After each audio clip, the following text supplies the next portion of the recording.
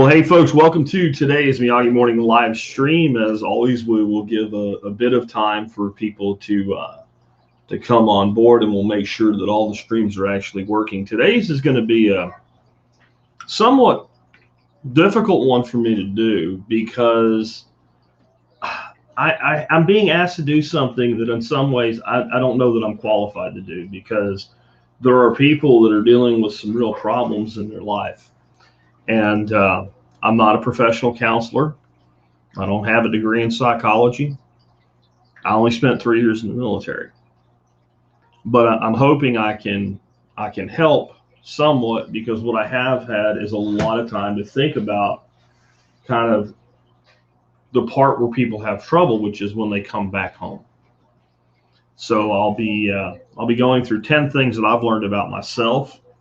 And my hope today is going to be that not somebody takes these and says, oh, this is the blueprint, but that people who are struggling and maybe don't even know they're struggling, maybe will hear the one thing that they need to hear to kind of start walking a path toward true, complete reentry. So I want to be clear.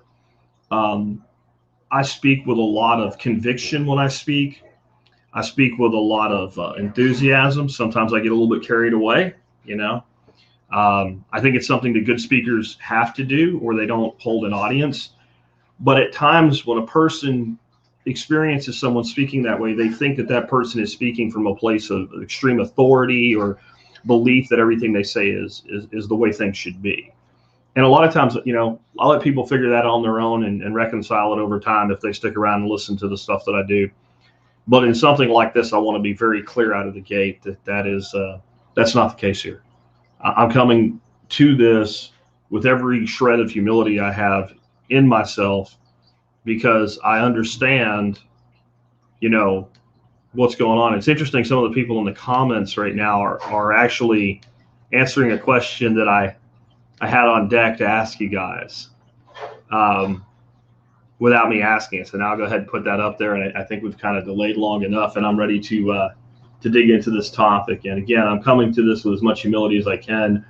I may say some negative things about people that try to help that can't, and I may be wrong. As always, I reserve the right to be wrong. But when I read to you the message that was sent to me through MeWe, you'll understand why I chose to take this topic on today. Here we go.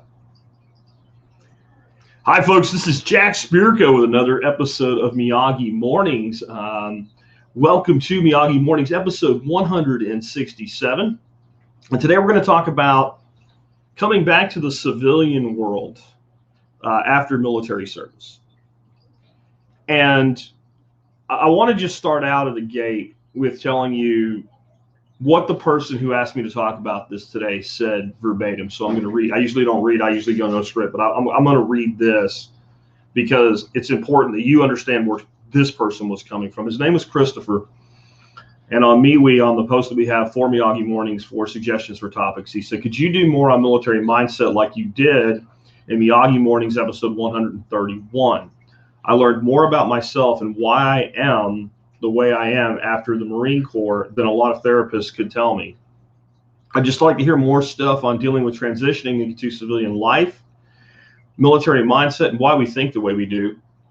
Anything to help understand myself like you did in that episode that made me cry while I was cutting my grass, because after years of frustration, I was finally able to come to terms with stuff that I've been living and struggling with. And that episode, I don't want to rehash it today. I want to go on to the next thing, right? The next part of this. So again, it was 131, and I have a link in the video notes after this if you want to know more about where this came from. And I went deep into, just for a frame of reference for those that didn't hear it that are listening to this, some of the things like the dark humor that soldiers and Marines, and I'm not putting down Navy or Air Force, but there is a commonality between Marines and soldiers. And that is, I don't care what you go in the Marine Corps or the Army to do, you're trained as a rifleman, you're trained as a soldier, you're trained to actually deal with combat situations. And even if you don't, there's an understanding in your head that if I'm deployed somewhere, I'm probably going to be in danger. I'm probably going to be at risk of having to use those skills. And it's something that is a piece of what we're going to talk about today.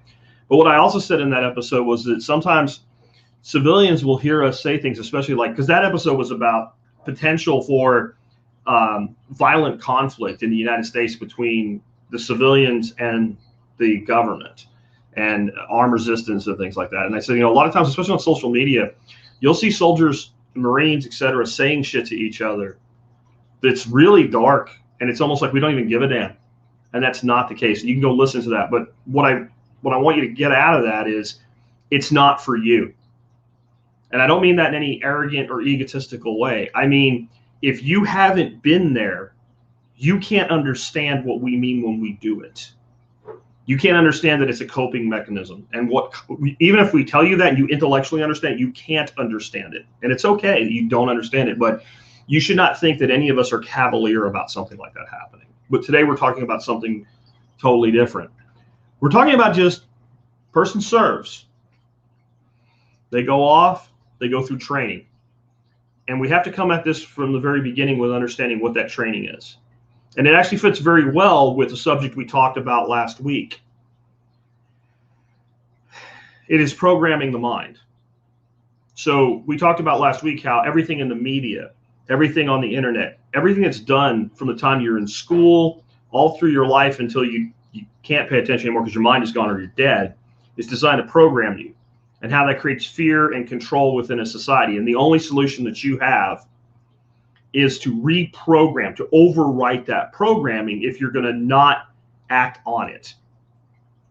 When you go in the military, instead of having this kind of remote programming, it's like somebody sticks a USB cord into your brain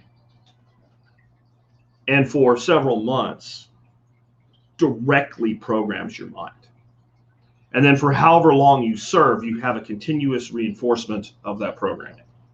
And I'm not here today to judge the good or the bad in that, okay? There's a reason for it. And the reason is if you don't act on your training when you need to act on your training, you and other people can die.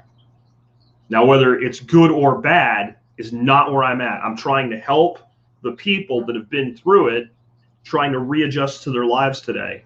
And I'm trying to help the people that care about them understand them enough to know when to help and when to just shut your mouth and leave them alone. Because a lot of times guys are going through some things. And I have an article I wrote about that was published at ITS Tactical that I have a link in the video notes for you as well that you can read. And I wrote that article as much so that people could understand themselves as soldiers, Marines, etc., and so that the loved ones could understand them.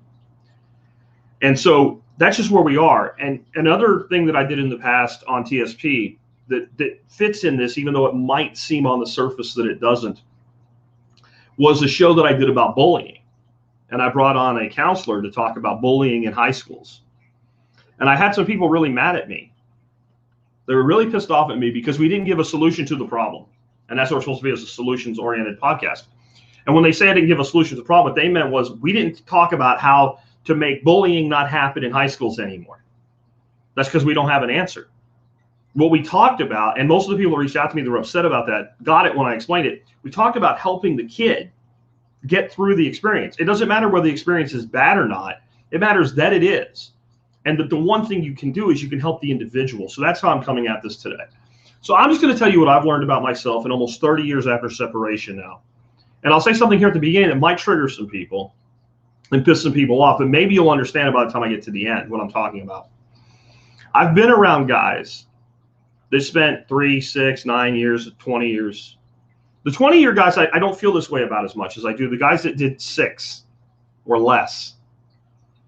If I had, like, let's say my grandson was older than he is, let's say especially he's like 14, 15, 16 years old, I don't want him around a group of guys that are 1 or 2 years out of service that have been in about 6 years. Because his mind is entering the state that your mind enters when you go in. That's why they want you to join at 17, 18, 19, 20, especially men. Our prefrontal cortex is not fully developed and we are ripe for programming. And when people separate at that point, they still act like they're surrounded by people that understand what's going on, using that dark humor, the verbiage they use, the way they discuss things. And I don't want, and I don't mean anything again, and I don't mean an individual. I don't mean an individual. I would not want a group of like 4 guys working on a construction project that were all, 4 months out of service and did about 5 to 6 years each, and a group of 15-year-olds in there. And it's not anything judging the individual. It's what's going to come out. Because what's happened is this is why we should have veterans retreats. We just shouldn't have them run by 15-year-olds. Those guys have been in this civilian world, and they're going to get around their brothers and their sisters, and they're going to dump. And this is really true. And again, nothing against Air Force or Navy here, but this is really true, soldiers and Marines. And you guys that served, a lot of you I see answering in the comments stream, you know what I mean. And the people that are probably most offended by this are the ones that didn't serve, right? And I'll say one more thing before I get into the 10 things I've learned about myself, and many of you probably are dealing with, is please don't speak for us. Those of you who didn't serve that want to talk about being offended, I don't care what it is. I don't care if some clown kneeling at a freaking football game. I don't care what it is.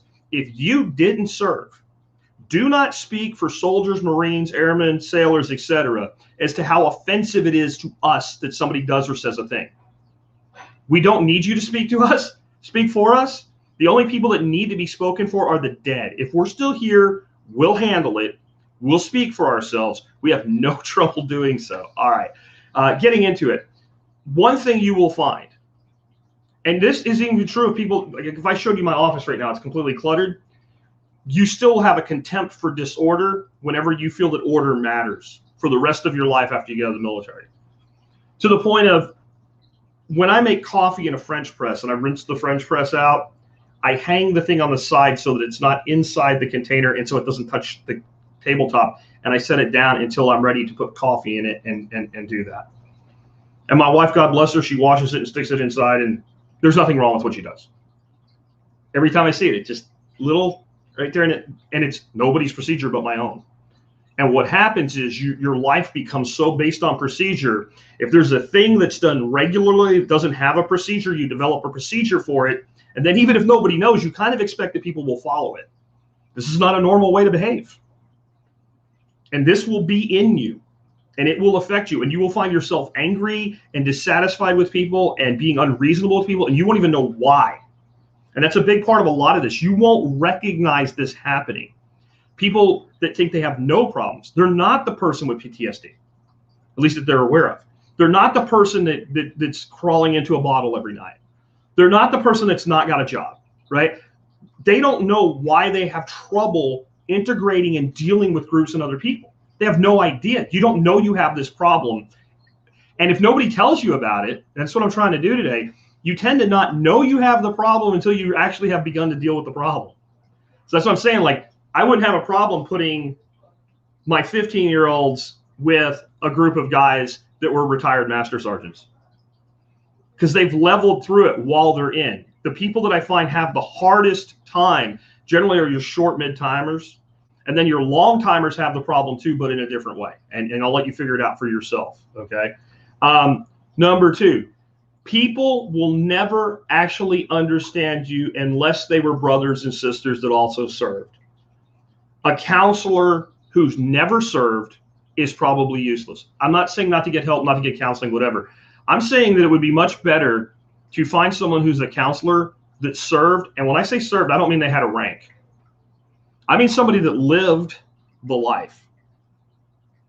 And so if you're talking to somebody maybe that was is appointed as a captain due to their degree and never deployed anywhere, never lived in the barracks, never went through, and I'm not even talking about combat here. I'm just talking about life as a soldier or a Marine, and I'm not talking about basic training or whatever. I'm talking about like year or more of being with your brothers and sisters every day, living in the same place, showering in the same place. Like, I don't think that a counselor can really address these things I'm talking about today if they haven't been there.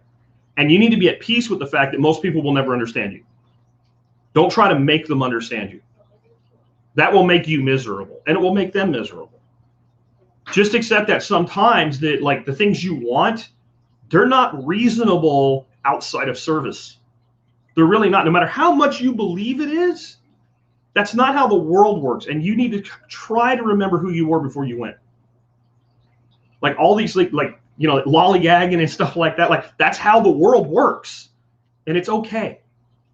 Number 3, the world you're in now, in that same vein, works on jobs and tasks and ideas and things that maybe we'll do. It doesn't work on missions. When you're in the military, I don't care if it's something boring like, hey, that truck over there has a bad starter and you're a mechanic, go replace the starter. That's not a task. That's a mission. If you don't get it done, you could go on alert that night and that vehicle can't run because you didn't get your mission done, and it could cost somebody's life. That's why we worry about shit like a freaking thread in a magazine pouch. Because it's always a mission. Even when it's not defined as a mission, it's always a mission. When you get up in the morning and go to work in the military, you're performing a mission. And that means you're going to care. And that's number 4. No one will care as much as you about the things that need to be done. They might even do a good job, but they'll find it much easier. 5 o'clock, whistle blows, gone. Don't care anymore. Not my problem. That's normal. I'm paid for my time. I'm not on salary. I'm not getting overtime. Whistle blew, I'm going home. You just lived for 3, 6, 9, 12, 20, 25, 30 years of your life where that just didn't apply. You're now in a place where it applies. And it's okay. It's okay that they don't care as much as you. They're not going to. And I found myself, especially when I was young, and I wasn't even aware this was going on. I really believed, like when I was running underground construction crews, and I was like 25 years old, 24 years old, that my predisposition to, we must get this done, we must do this, and I'm worried about the bottom line of the company that pays me by the hour. I really thought that was just a personality trait. But that's just who Jack was. It wasn't. The programming of the mind to this thing, you've been given a directive. The directive, therefore, is a mission. The mission is charged by an order. It happens. Whatever you do, it happens. And then there's always a contingency. If the mission cannot occur, what can occur? How close can we get, or what do we switch to? And that comes out in you as a person as caring about the thing. So with a job or whatever. And it could be in your household too, by the way, which will really make you miserable if you don't learn compromise. Because have you noticed in the military, there's no such thing as compromise? Somebody's in charge. And whoever's in charge, generally there's a rank structure, but there's also like, there might be 2 or 3 buck sergeants in a group. And one technically is senior, but the one that stands up and takes charge is in charge. So since no one stands up and takes charge but you get frustrated. Even if you were nothing other than a private in your term, right? Well, I'm the one taking charge. Why aren't we getting this done? And why don't we all care that we know, okay, today, this thing, even though it's a mission, it can't be accomplished. It just can't. Well, then we're going to do something else. Then there's a contingency. No one's going to get that. You're going to even meet some guys that were in the military that you expect to get it. They're not going to get it because we all know that not all soldiers are equal in this. So you have to let that go. That doesn't mean you should stop caring. It just means you should position yourself so that becomes your asset versus your liability. If you're trying to drag everybody with you in that, people will hate you. People will not understand you. They'll call you company man or whatever at best. But if you just charge forward with getting things done and accept that no one, you know what, I'm going to lead, sooner or later somebody will follow. But I'm not going to worry about those who don't follow right now. You'll be a lot happier and you'll go a lot further. 5, you may never eat or drink like a normal person ever again. A lot of jokes get made about this, but it's a real thing. My wife gets mad at me because when I cook dinner, I'm like, okay, get yours. She's like, you get yours first. I always eat. Like, no, you have to get yours first. And if part of that is you're just trained as a leader, you feed your people, then you eat. But the other part of that is, Those of you comment in the comment stream, how fast do you eat compared to a normal person? Like if you don't really sit down and think, today I'm going to go slow, your food is gone. Your drink is gone. In airborne school, we would come out with 2 canteens before we ran. And we'd put them all in formation, dress, right? Pick up canteen number 1, drain it. It's not a request. It's an order. Freaking 16 ounces, boom, down. Everybody there can chug it. Like, if you can't, you will be able to by the time it's over with, right? Straight down, like you're funneling a beer in college. That's a pint of water gone. And then what happens next? You run 5 miles, 6 miles, whatever it is that day. You come back to formation, your space in that formation, and that other canteen's there. Pick it up and drain it, because they have to condition you to hydrate that way. You go when you go to basic, you sit down, you eat. That's the food you're getting for the next 6 freaking hours. If it's on your tray, you can eat it. If it's not on your tray, you can't. And if you happen to be at the end of the line when they say, let's go, so you eat it. Now, here's the big problem with this. Not only does it create social problems, right? Like you sit down at dinner with people and you're done and you feel like nobody even started.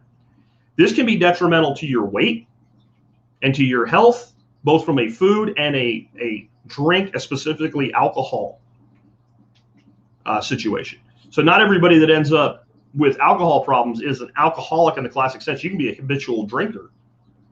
But when you start drinking mixed drinks and you're drinking them like you're thirsty, that can be a problem. So you need to identify this and just accept it. And like you make simple adjustments. Like I just make sure everybody gets their food first. That way, when I sit down and eat, they've had a head start and we might have some sort of semblance together. And you focus on it, you try to control it, but in the end, you're going to find yourself defaulting to your training. And this is training. Next, at times you're going to be lonely. Everybody is from time to time. Like being lonely is a thing. You can be surrounded by people and feel alone. Everybody feels that way. You're going to feel it differently. You're going to feel it differently. And what you have to understand is that it's like somebody you loved died, because you had a lifestyle that still exists for others, but for you, it's dead. You're never going to wake up at 0500, fall out, and run with a bunch of hungover, drunk from the weekend soldiers again, and you could smell the alcohol reeking off their body, and no one gives 2 shits.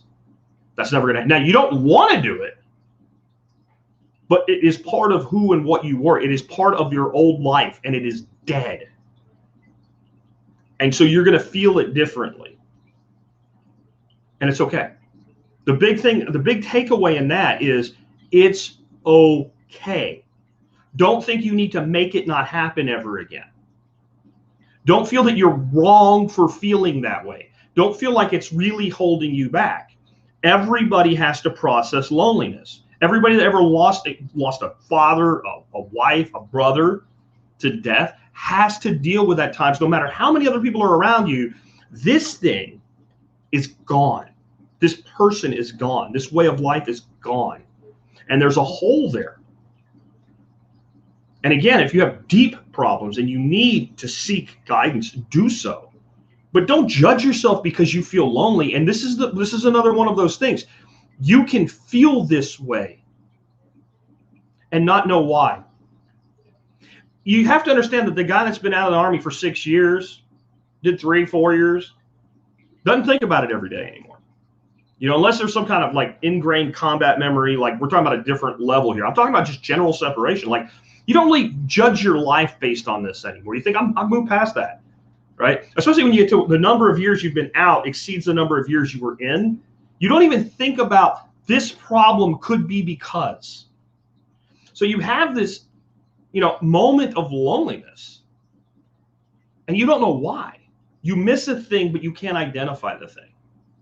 And a lot of these things I'm telling you, you learn this 10, 20 years down the road. And I'm trying to shortcut it for some people. Just identify it in yourself so you can choose I'm not telling you what to do or how to process it, but I'm telling you, don't judge yourself for that. Because in the military, right, If it ain't, if the leg's hurt but it ain't broke, get up and move.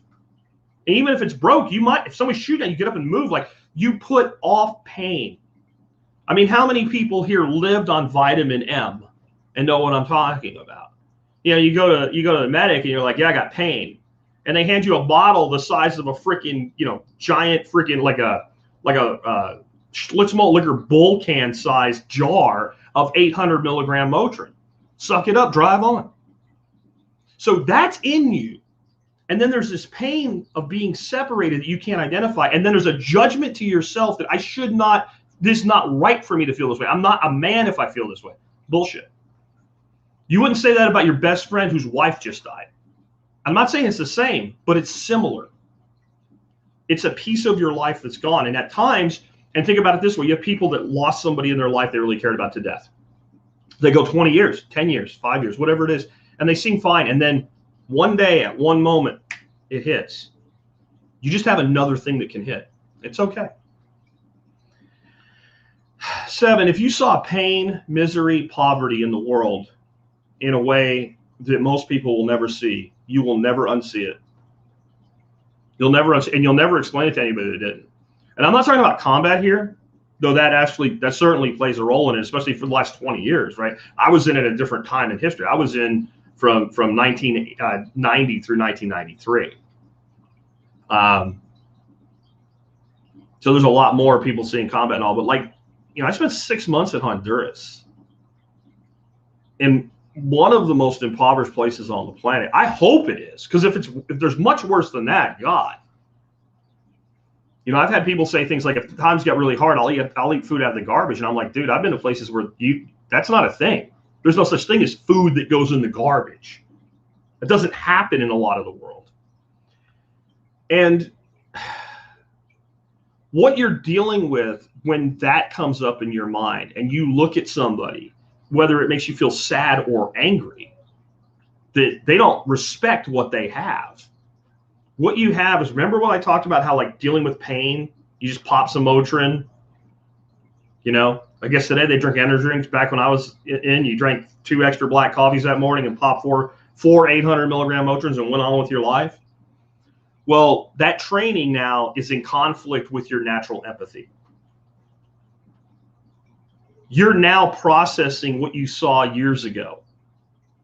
That hungry child, that kid covered in dust. Those people that were taking care of cattle, but the cattle looked like they were starving more than the people, and you wondered how they could even keep the cattle alive. That's for me personally.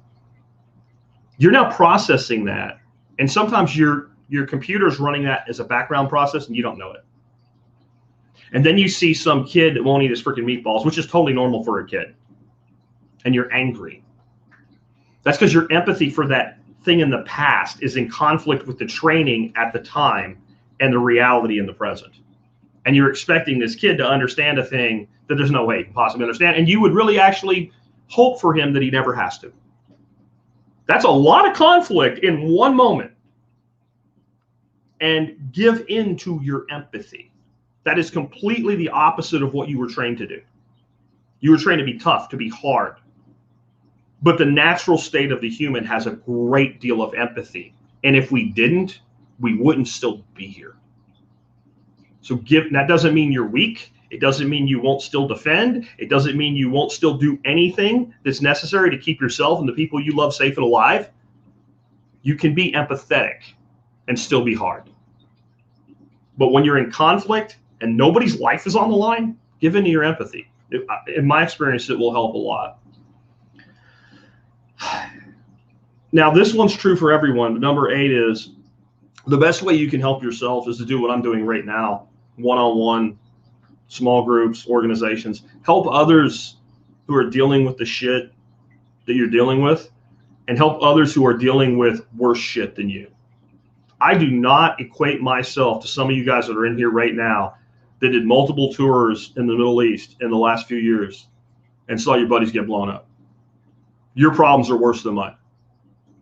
That doesn't mean I can't help you. And it doesn't mean that in helping you, I won't help myself. And it doesn't mean that there's not somebody out there that's that person to you. That maybe even they didn't see as much. But we shouldn't judge a person because they're too empathetic. And a lot of times these people that look really hardcore, the thing that they saw, that maybe you saw too, hits them harder. That doesn't make them weaker, because empathy is not a weakness. I'll say that again. Empathy is not a weakness. Help others. Get involved. I don't care if you just have a friend that you know that you can invite over and hang out and drink a couple of beers with. Get involved with an organization. Get involved in a VFW. Get involved and help. Help somebody figure out how to file their paperwork. You know, somebody that's entitled to disability because they really were fucked up and they don't really know how to do it and they can't think and they just don't have, like, that organizational part of them is gone because it's this problem and this problem and this problem. Sit down with them and help them get through it. It'll help you a lot. 9, if you've fallen from your health as a soldier, reclaim it. You know, I said earlier, the eating habits that you develop are fine when you're getting up every freaking day and running mile after mile and doing push-ups and calisthenics. And when you fuck up, you literally have to do more exercise. That's the solution to your problem, right?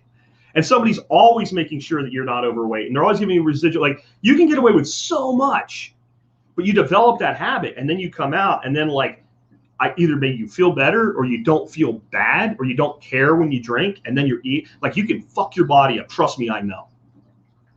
And a lot of people I talk to about this say, you know, when I get they realize their head's messed up. When I get my head right, then I can get my body right. Backwards, men. Backwards, women. Here you go. It's backwards. Backwards thinking, right? Knife hand your ass, right? It really is. Your body is run by electrical and chemical reactions. If you're spiking your system with alcohol, if you're spiking your system with insulin and sugar, if you're spiking your system with bad fuel, the mind will not run right. So reclaim it. And that's the beauty of that one, is it doesn't require anybody else to do anything. It doesn't require anybody else to do shit. And no matter how many of these problems you have and how many of these problems you have that I haven't thought of, they will all get at least a little bit better. And sometimes you need things to get a little bit better so you can take them to the next level. So imagine you have this car and it's like a piece of shit car. And it's got bald tires and it's barely held together. And it's full of luggage. Like, you're putting shit in it, like you're overweighing the capacity the car would have on its best day. Well, first thing you do is jettison that freaking, anything you don't need, throw it out. And now, even though it's got bald tires and it's a fucked up car, now you can go a little bit further down the road. And now that you can go a little bit further down the road, you can start figuring some things out. Maybe you can do a little bit better and eventually you can get some good tires to put on the car. And now the car really has traction. Maybe you can fix a few things and eventually you can trade the car in for a new car. But if you don't jettison the luggage, and that's what we're talking about here in this one, you need to jettison the luggage that you're carrying with poor health, because it's exactly what it is.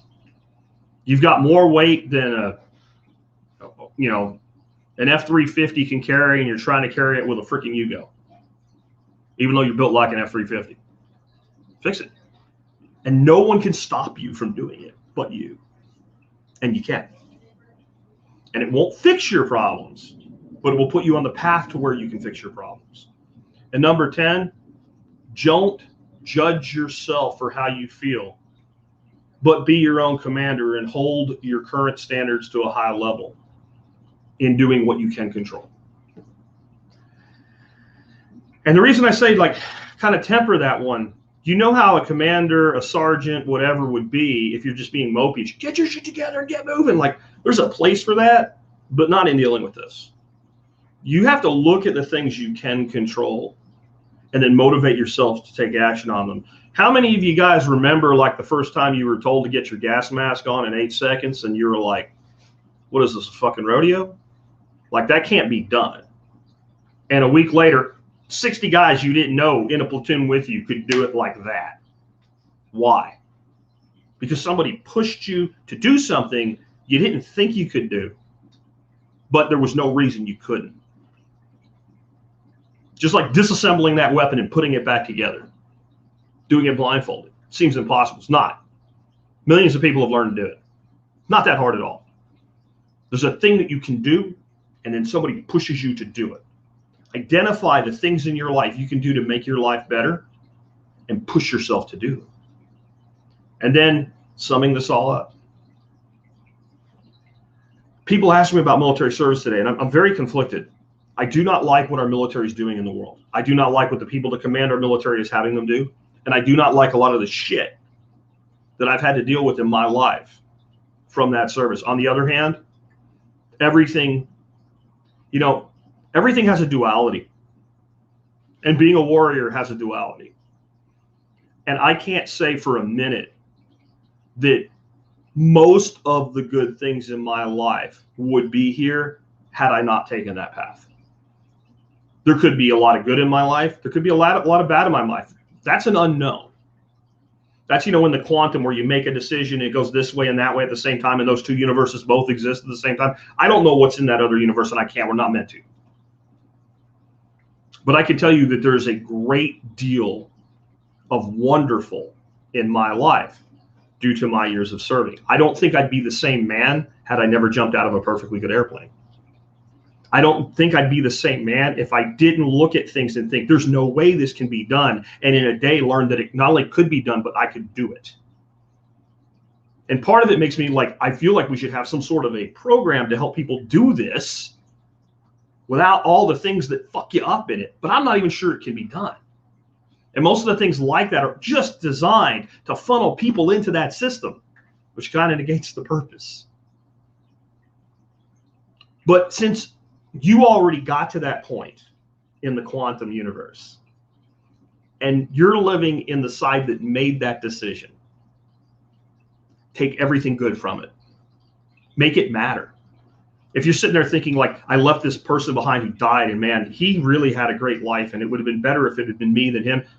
He made his choice, and it split, and you happen to be in that same split where that happened. You can't undo it. But you can make your life matter for that person. You can make your life matter for everybody around you.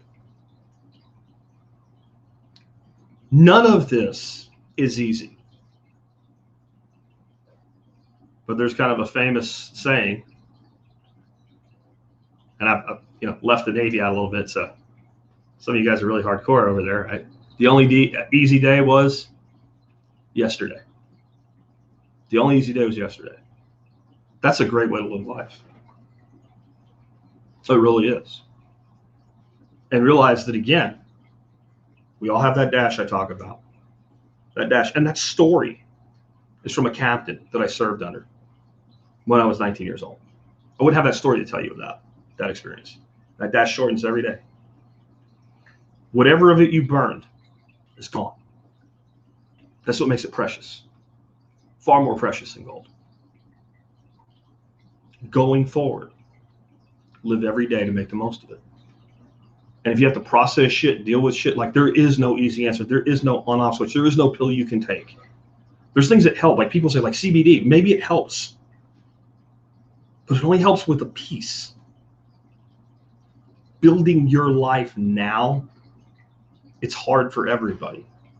I'll tell you something that maybe some of you will have a hard time accepting, no matter how fucked up it was when it was going on. You have an advantage over every single person around you because they can listen to my words, they can hear my words, they can believe me when I say there are things that you think cannot be done that you can learn to do in a day and perfect in a week and teach like an expert in a month. They can hear that and they can believe that, but they can't ever really know it. And you do. And because you do, you have a power that they will never have, that they can never have, because you did something they could never do. And even though some of it may have been bad, there's still good that comes from it. That's all I got today. That one went way longer than I expected, kind of reliving some things in my own life there. I appreciate you guys, and I'll be back tomorrow with another episode. All right, guys. I think I'm going to just let that one go. I know I usually hang out with you guys, but that went almost 40 minutes. I got another podcast I got to get done today. And frankly, that's all I got. I don't have any more at this point. I appreciate all of you. Thanks for spending some time with me today, and we'll be back tomorrow with something a little lighter on the palate. Take care.